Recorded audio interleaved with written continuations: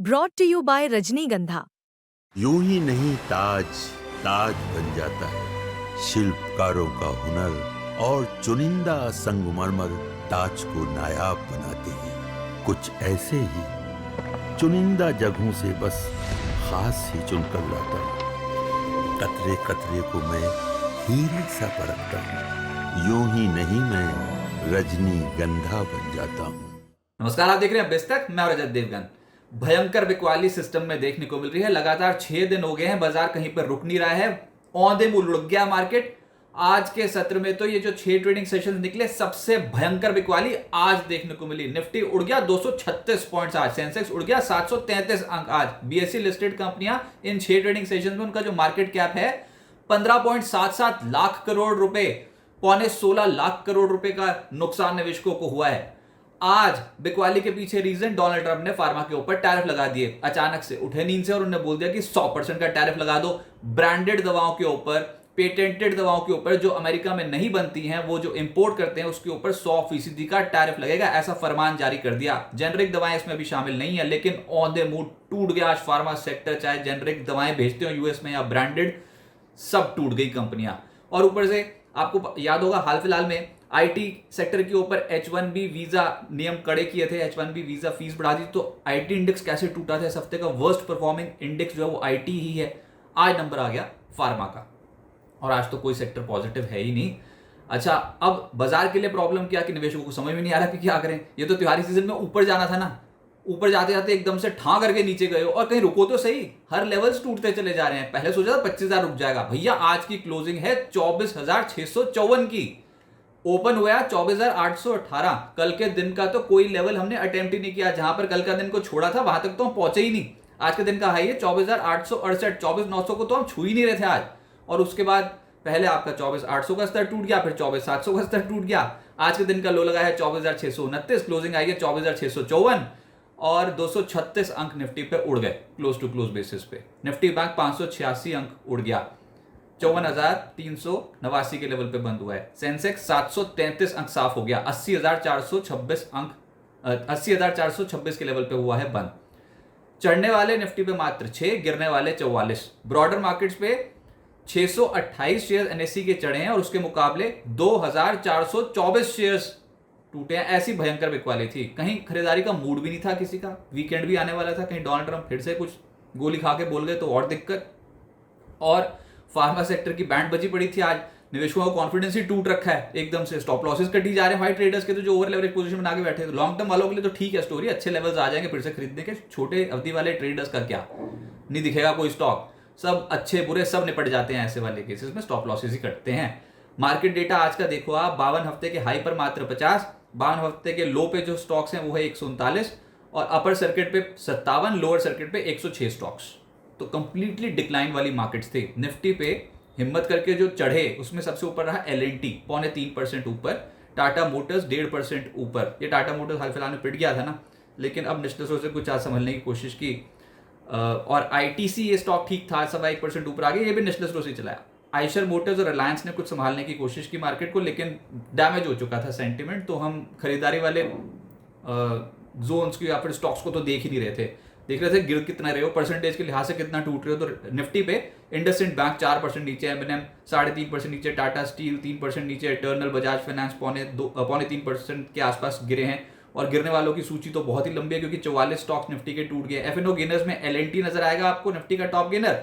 फिर नुआमा चढ़ गया था अचानक से, बस उसके बाद 1% के आसपास ऊपर रहा। टाटा मोटर्स, ITC, अशोक लेलैंड ऊपर रहे। लेकिन गिरने वालों में अब देखो, अबोडा, आइडिया, AGR बकाया के ऊपर सुप्रीम कोर्ट में सुनवाई होने वाली थी आज। एक हफ्ते से इंतजार कर रहे थे, लेकिन वो टल गई। और उसके बाद अब वो सुनवाई होगी 6 अक्टूबर को। तो वुड आइडिया आज फिर से क्रैश कर गया 7.5%। लॉरस लैब 7% नीचे आया। अब फार्मा के ऊपर तो क्या ही बोले, आज बायोकॉन भी 0.5% नीचे है। फिर HFCL, PNB हाउसिंग 5%, 5.5% टूट गए। मिड कैप गेनर्स में गोदरेज एग्रोवेट सुबह से ही तेजी पकड़े हुए था, 4.25% चढ़कर बंद हुआ है। JWL, टाटा इन्वेस्टमेंट, नेटवेब, आदित्य विजन, इन स्टॉक्स में आज के सत्र में कुछ खरीदारी होती हुई नजर आई। और मिड कैप लूजर्स की सूची बहुत ही लंबी है आज, लेकिन उसमें भी PC ज्वेलर्स करीब 9.5% नीचे, वोखार्ड 9.5% नीचे, सोलारा 8% ज़्यादा टूट गया, प्रूडेंट इंटेलेक्ट 7%, 8% नीचे। सेक्टर जो सबसे खराब था वो था फार्मा। खबर ही फार्मा के ऊपर ये थी कि 100% के टैरिफ ब्रांडेड और पेटेंटेड दवाओं पे लगा दी हैं डोनाल्ड ट्रंप ने इंपोर्ट पे, तो उसका एक नेगेटिव इम्पैक्ट तो डेफिनेटली पड़ना ही था। आज अक्रॉस द बोर्ड सेलिंग थी। तो आप वोखार्ड देखो 9.5% टूट गया, लॉरस लैब 7% नीचे, कैप्लिन पॉइंट, न्यूलैंड लैब, बायोकॉन 5.5% से 6.5% का गोता लगा गए, जाइडस लाइफ, सिंजीन, डिविस लैब्स, ग्लेनमार्क, ग्रैन्यूल्स। एक्सपोजर तो यूएस में हम देखेंगे कि किन किन कंपनियों का कितना है, लेकिन आप ये गिरावट तो देखो ना आप, 3%, 4.25% तो ऐसी नॉर्मल गिरावट थी आज। एक्सपोजर बाद में, पहले तो बाजार ने बैंड बजा दी स्टॉक्स की, बहुत बुरे पिटे हैं। आईटी स्टॉक्स तो संभलने का नाम लेकर आ रहे हैं, इसमें तो आज भी टूटे हैं। ओएफएसएस, एलटीआई, कोफोर्ज, परसिस्टेंट, टेक महिंद्रा 2.5% से 4% नीचे। फिर मेटल्स पिछले कुछ दिनों में तेज थे, आज सरेंडर कर गए। हिंद कॉपर 5% टूट गया, कल का बाहुबली स्टॉक था ये। स्टील अथॉरिटी 4% नीचे आया। हिंद, वेदांता, टाटा स्टील 3% से 4.25% नीचे। एनर्जी स्टॉक्स पिट गए, अदानी टोटल, एनएचपीसी, एजिस केमिकल, अदानी ग्रीन, आइनॉक्स विंड 2% से 3% नीचे चले गए।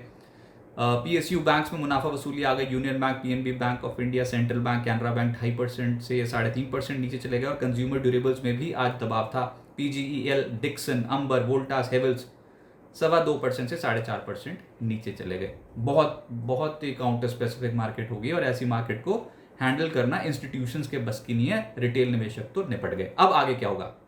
लगातार छठे दिन गिरावट हुई है मार्केट में, बहुत ही तेज गति से नीचे आ गए। संभले तो तब ना जब पता लगे भाई कहीं तो कहीं स्पीड ब्रेकर आएगा, ये तो ऐसे धड़ल्ले से टूटते चले गए ना, आप बहुत ही स्पीड से नीचे गए हो। प्रॉब्लम ये है कि बीएसई लिस्टेड कंपनियों की मार्केट कैप इन 6 सत्रों में 15.77 लाख करोड़ रुपए साफ हो गई है, और हर सपोर्ट जोन टूटता चला गया।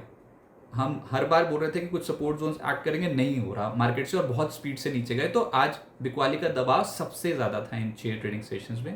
पैनिक में ट्रेडर्स के स्टॉप लॉस ही कटते हैं, और उनके जिनके ओवर लेवरेज पोजीशन बहुत ज्यादा होती है ना, उनके स्टॉप लॉस कट जाते हैं। फार्मा पे 100% का टैरिफ। अच्छा, ये तो हमारे साथ दोस्ती की बात करते हैं। ट्रेड डील पता नहीं अब यूएस की और इंडिया की अगर हो जाए तो बहुत बढ़िया बात है, लेकिन अब उस ट्रेड डील का करें क्या? 50% हमारे ऊपर वैसे टैरिफ लगे हुए। उसके बाद फिर H1B वीज़ा नॉर्म हमारे कड़े हुए। उसके बाद फार्मा सेक्टर के ऊपर 100% का टैरिफ वैसे लगा हुआ। तो ट्रेड डील करें क्या? फिर ट्रेड डील का उसमें बचाई क्या ट्रेड डील में? और वह रशिया के ऊपर बोलते हैं कि हमने क्रूड वहाँ से खरीदा हुआ है, तो इंडिया बोलता है कि हमको फिर ईरान से खरीदने दो। तो अभी ये सारी चीज़ें हो रही हैं एक के बाद एक, और फिर उसको बोले ट्रेड डील करनी हमने। तो हर चीज़ तो आप अपने पक्ष में ले गए, दूसरा बेचारा करे क्या? तो ये तो दिक्कत हो गई ना मार्केट में। आप बहुत ज़्यादा ये कंट्रोल करने की कोशिश कर रहे हो। ये एक तरफा ट्रेड डील हो ही भी नहीं इतनी आसानी से, मेरे को लग रहा है। तो देखते हैं कि अब भारत अपना पक्ष कैसे रखता है, लेकिन बर्दाश्त कर रहे हैं बस। इक्विटी मार्केट भी इन चीज़ों को बर्दाश्त कर रहा है, और आपको भी करना पड़ेगा। आपके पोर्टफोलियो में ड्रॉडाउन हो गए होंगे, मेरे को पता है, बहुत भारी भरकम नुकसान हुआ होगा, लेकिन हुआ है तो प्लीज़ आप कमेंट सेक्शन में आप बता सकते हैं। ये फेज पार हो जाएगा। हमने भी पहली बार देखा है ये सारी चीज़ें होती हुई। हमें नहीं पता था ऐसा एक राष्ट्रपति आएगा यूएस में, दुनिया भर में ऐसी चीज़ें फैला देगा जो सिस्टम ही ला देगी। तो इस समय तो वही चीज़ें चल रही हैं। तो डोनाल्ड ट्रंप हैं वो राष्ट्रपति जो भी कह रहे हैं इस समय, वो एकदम से इक्विटी मार्केट्स के लिए नेगेटिव जा रहा है, और इस बार भी ऊपरी स्तरों पे लेने के देने पड़े हुए हैं। एफआईएस की बिकवाली जोर शोर से लगी हुई है। निफ्टी पे 20, 50, 100 दिन की औसत तोड़ दी इस हफ्ते, और ये सब इसी हफ्ते तोड़ी है 20, 50, 100 दिनों की औसत। निफ्टी पर सभी अहम सपोर्ट लेवल्स भी टूटे। 2 हफ्ते का निचला स्तर भी टूटा है, 24,751 का जो था 2 हफ्ते का निचला स्तर टूटा एक ही हफ्ते में। तो ये भी बहुत मायने रखता है अपने आप में। इस हफ्ते निफ्टी 672 अंक टूट गया, लगभग 2.65%। 50 शेयर्स निफ्टी के, उसमें से 8 शेयर्स पॉजिटिव है, बाकी सारे नेगेटिव हैं इस हफ्ते। आईटी इंडेक्स गिरा है 7.8%, रियल्टी 6% और फार्मा 5.2% नीचे।